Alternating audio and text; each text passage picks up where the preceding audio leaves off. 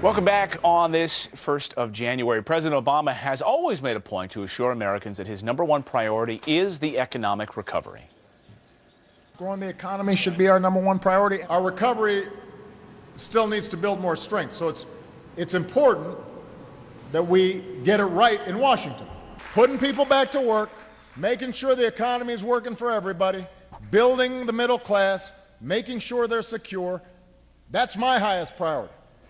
But could policies like Obamacare and the new Federal Reserve leadership ruin the economy, not fix it? Here to weigh in is Professor of Business at the University of Maryland, economist Peter Morisi, who just wrote a new piece about this exact issue. Peter, Happy New Year to you. Happy New Year. So perhaps it won't be a Happy New Year for our economy if you say some of these things, which maybe we haven't seen or we haven't actually paid much attention to, could ruin the economy, like Obamacare. You call it a train wreck. How could it slow or even ruin the economy this year? Well, let's remember that health care is $2.6 trillion, the size of all of France. And insurance companies not getting the premiums because people aren't properly signed up, but yet having to pay the claims. It could easily bankrupt them, along with the fact they just don't have enough young people who are being implicitly taxed. Higher health insurance rates and so forth will make it more difficult people to spend on essentials and slow the economy a bit. What about China for investment? We heard for years, you got to invest in China. All the manufacturing, all of the industry that's happening in China. You say that China's banking blunders could hurt us. How so? Absolutely. China's going through a financial crisis similar to the one that we had in 2008. The real question is, do they have a Lehman Brothers? Most of their big banks have large loans that aren't working to companies that export to the United States that really, are charging less than it costs to make the stuff. That's why it's so cheap at the Walmart. And their provincial governments have borrowed huge amounts of money. They're all like the city of Detroit, essentially insolvent because they borrowed huge amounts of money for projects that don't pay out, and so they can't pay off their loans. It could easily crash, and if it does, it will ripple right through our financial system as well. So the question is, how does the Federal Reserve respond to all this?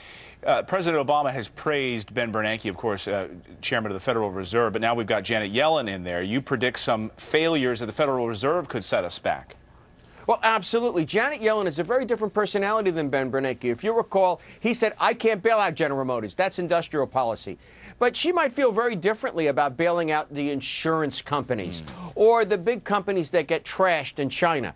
Just about every big multinational in the United States, General Motors, GE, and so forth, are heavily invested in China. If that place crashes, they're in trouble. Well, if she starts bailing them out, we're on the road to being a Latin American republic in the 1970s, where you have basically lots of graft and corruption by virtue of so much government money floating around. It's not just the inflation.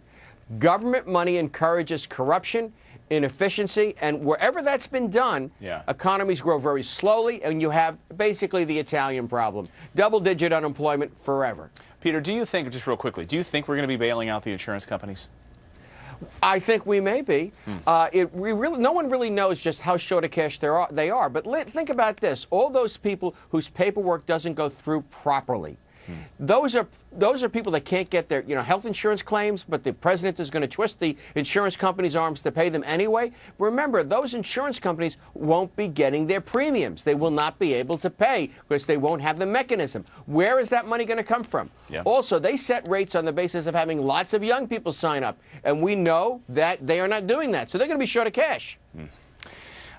Look into your future, your crystal ball. Something tells me we may be bailing those guys out. Peter Morisi, Happy New Year to you. Great to see you as always. Thanks so much. Take care.